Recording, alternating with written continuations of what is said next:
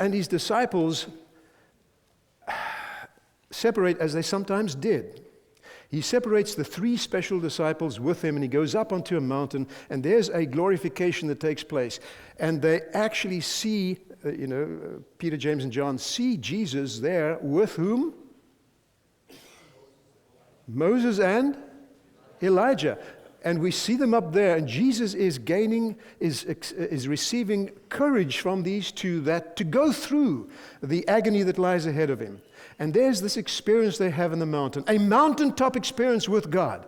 And then after that, they came down to the mundane of this old world, and when they get down at the foot of the mountain, they see a crowd there, and people and the disciples that were left down there are arguing. They are arguing. And he says, what's going on? He says in verse 16, what is all this arguing about? What's going on? And then they tell him, the father steps forward and says, Teacher, I brought my son to you to them to be healed. He's possessed of an evil spirit, and he throws him down violently onto the ground. He foams in his mouth and he grinds in his teeth. And then it says in verse 18, so I asked your disciples to cast out the evil spirit, but they couldn't do it. They couldn't do it. That's interesting. And then you come to the Father's request to Jesus, verse 22. The Spirit often throws him into the fire or into the water, trying to kill him. Have mercy on us and help us if you can. They couldn't, can you? Notice that. And then in the very next verse, 23, what do you mean, says Jesus, if I can? What do you mean? If I can. Isn't this real? Isn't this just so human? If you can. Elder, you're praying for me here in hospital. I seek healing. Can you pray to God for healing if you can? If you can? On my own, I can't. I don't have no power. I've got nothing. If you can. Here's this person speaking to whom? He's speaking to the author of the universe. He's speaking to God, the one who has always been and always will be, the one who made everything, the one who heals, who speaks, and things are made, and says, if you can. It's like we were battling there earlier this morning to get that computer to work. And as Jim Hayline and I were just looking at this computer and trying to get this thing going, and didn't really seem to work. And then Stuart came and gave us a hand there, and eventually we got some other help, and it's working. But say I was over there and I was battling with the computer, and all of a sudden some stranger walked in there and said, oh man, this thing's not working. Do you know anything about computers? Can you give us a hand if you can? By the way, my name is Jerry and you are? Oh, my name is Bill Gates. Now, I don't know if he knows anything about computers anymore. I know he knows a lot about money at the moment. But that's not the point. The point is, here is Jesus Christ. And he's speaking to this person, and he says, what do you mean if I can? And Jesus answered, anything is possible if a person believes. Anything is possible if a person believes. So I'm wondering about this thing of prayer. The myth of powerful prayer. What myth? You probably wondered, Pastor, that's a sacrilegious title for a sermon anyway. Yes, it is. But does it exist? Do you sometimes feel that powerful prayer and answered prayer is a myth because it's never happened in my life, Pastor? So it must be a myth. A myth is something that does not happen when it's supposed to happen. People say it happens, but it doesn't happen. So, how do I unleash the awesome power of God's presence in my life so that I am in touch with the Almighty, and when I ask, He responds even before I ask? Amen. How does that happen? Do we have examples of answered prayer in the Old Testament? Yes. In the New Testament? Yes. I'm thinking of, by the way, answered prayer. Who can you think of in the Old Testament? Sorry, I didn't hear that. Sarah? Yes. She prayed for children. Yes. Daniel? Yes. His mom prayed for, at least Daniel prayed, yes. The widow of Nain? Oh man, God just answered her prayers there en route to the cemetery. Yeah, so a lot of prayer. What about Moses? And God brought plagues down in Egypt and then removed them again. Every time he prayed, they came, and he prayed and they stopped. Is that powerful or what? What about standing by the Red Sea there and lifting up your rod and praying to God? And a sea responds. Now, this is not some comedy. This is not Disney we're watching. This is real life, and people just like you and I walking through that desert with a guy called Moses who was leading us. By prayer, Joshua made the what stand still? The sun stand still. By prayer, the strength of Samson was restored, and he pulled down the whole temple of Dagon on the Philistines. Remember that? So that he killed more people, and more people died there than ever he killed during his life. By prayer, Elijah held back the rains for how many years? 3.5 years. And he prayed again, and the rain came again. By prayer, Hezekiah God sent an angel and killed in one night how many men? 185,000 men. As answer to prayer of Sennacherib's army, and the victory was won for Israel. Now, why is it that I read about these amazing prayer answering stories in Scripture, but I do not see them in my own life? Lord, why not? Now, I know some of you may say, Pastor, whoa, I'm different. I have so many stories of God's grace and answered prayer in my life. How many of you do have answered prayer? Let me just see your hands. You can say, yes, I have real, tangible answered prayer. Look at that. But do we sometimes doubt? Do we sometimes find ourselves in a place where, Lord, you've not answered prayer and I don't know why? What are the reasons why God cannot answer our prayers at times? I'd like to suggest 5 or so different reasons for that. Why is it then that we don't see the evidence of the power of prayer today? And the very first one I see is because prayer is viewed as something magic. Have you noticed that prayer often is regarded by some as magic? We live in a world of magic. We switch on buttons and magic happens. We turn knobs and magic happens. And we expect that in spirituality as well, when we talk to God, magic will happen. It is based on upon the fact that if you do the right things, chant the correct words, then magic would work. Right? It is a work-based philosophy that most non-Christian religions are based upon. If you do the right things, and sometimes I find Christians do the same thing. Well, if I just go to Sabbath school in church, or if I just read my Bible and I pray, then God will answer. Because I've done that, God should do that. Now, is that works or what? What is grace? Is it something I've deserved? No, it's undeserved. Can I come to God in spite of my problems and issues and the fact that I haven't always read the Bible and say, Lord, help? You know, God amazes me every time with this. But is he a God that says, you know, I'm going to help you every time you ask? And then you just go ahead and live your life in the world as you wish? No, he doesn't do that either.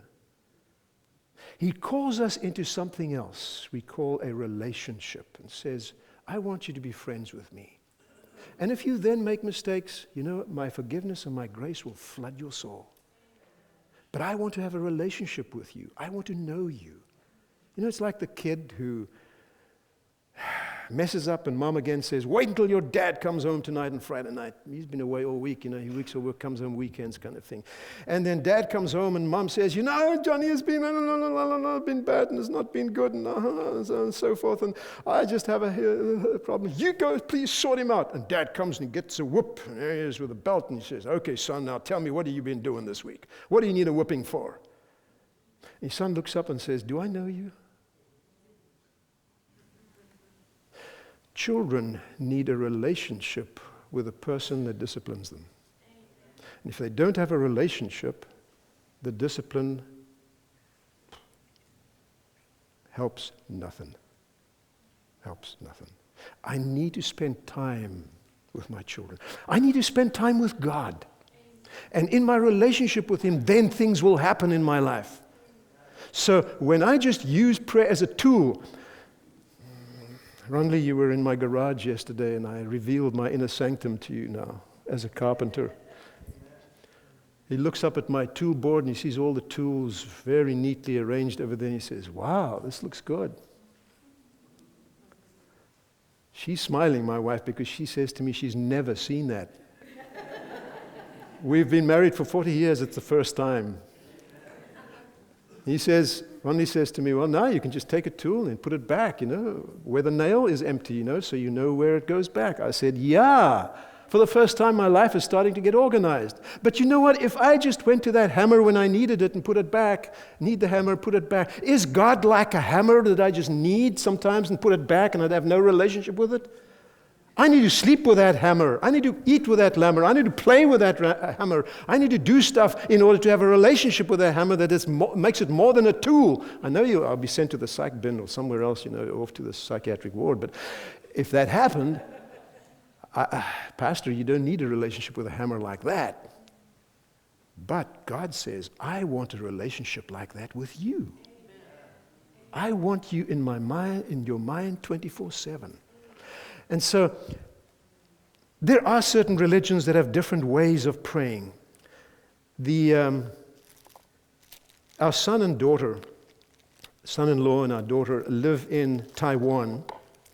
And in Taiwan, some interesting things. And we were walking one day in a park there, and I noticed there's some cloths hanging on a line out there in the bush where we were walking up the mountain.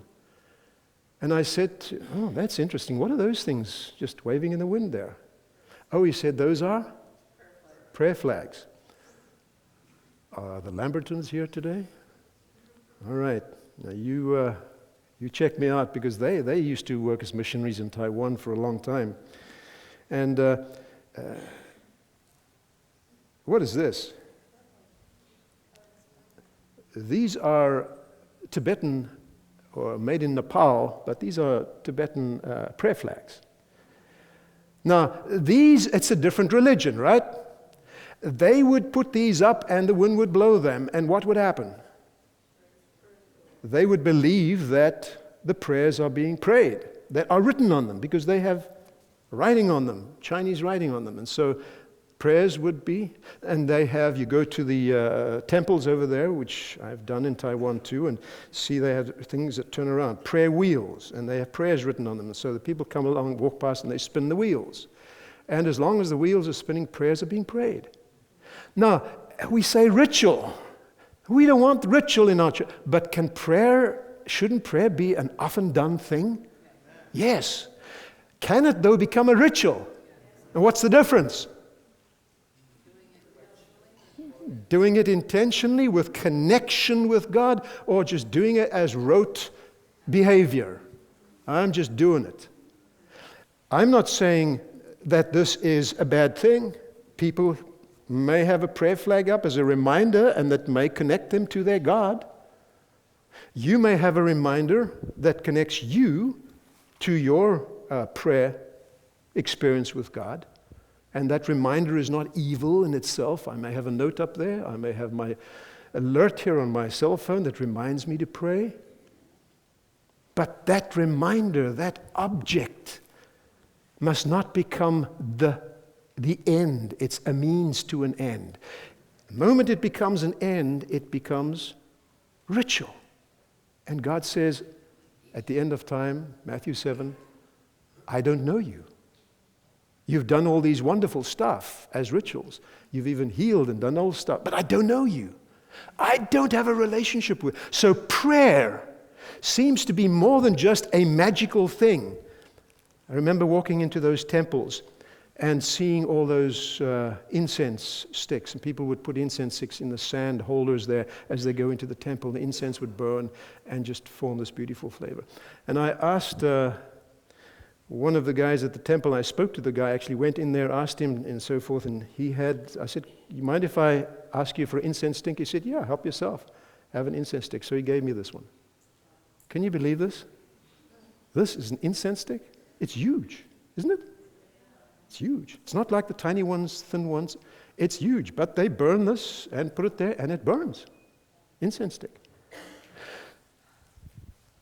I have nothing against putting on nice, sweet-smelling things. It's just a stick that burns and sweet-smelling things. I do not have a problem with that. But I have a problem if that ritual is all I do and I call it prayer.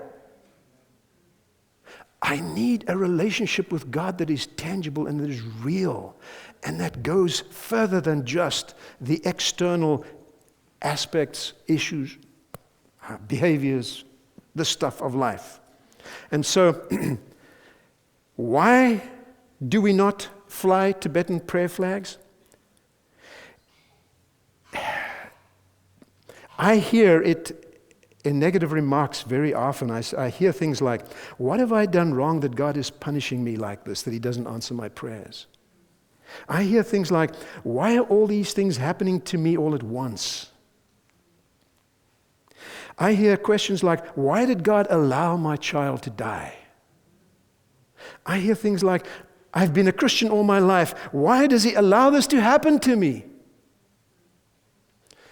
When your prayers aren't answered,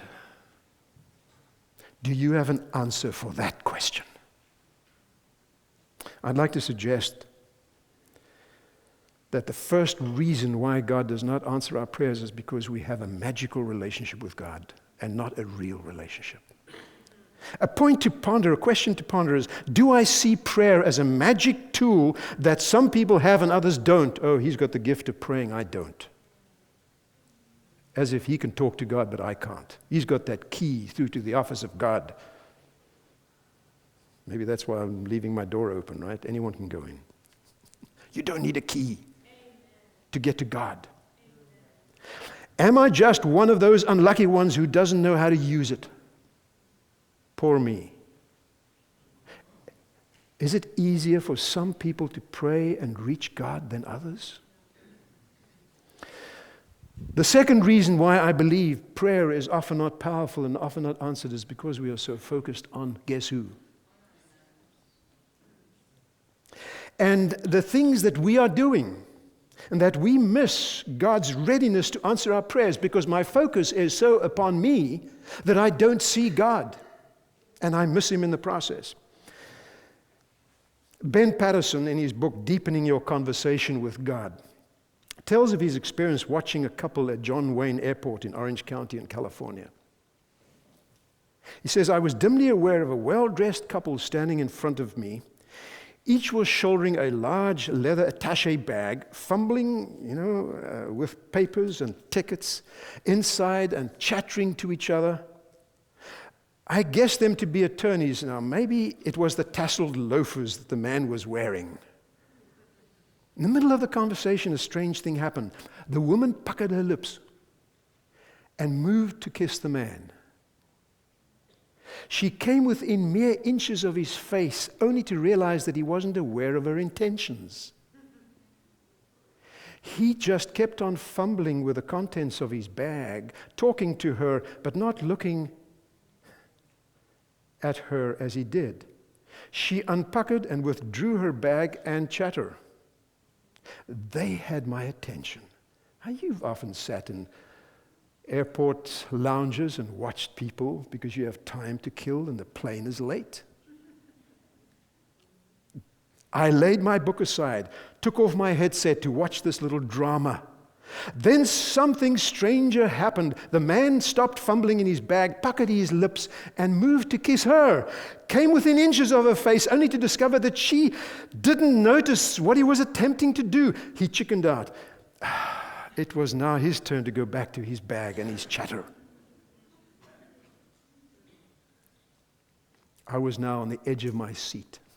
Mentally, as the dance became stranger still, she again puckered and moved to kiss him, came within a breath of his face, saw that he was oblivious to her intentions, and then withdrew again. Then he did the same thing. Again, I was on the verge of getting up and offering my services as a pastoral counselor when one of the flights was called and they got up and parted. Question to ponder. Am I so focused upon myself that I do not see God moving closer to me to give me the kiss of His divine help and approval? Am I so cluttering through my bag to find my stuff and get my life organized that I don't notice the kiss of God is so close to me? Number 3, the reason why we do not have power in prayer today is because God is not number 1 in my life. Matthew 23, verse 37. Matthew 23 and verse 37. Jesus is on coming over there with his disciples, and he's looking over that city of Jerusalem. And I'm sure you've often done that. When I came to McMinnville the first time I did that, we drove through this town and we looked at all the lights and the people and the houses, and we said, I wonder who's living in these places. I wonder who here is ready for God's kingdom.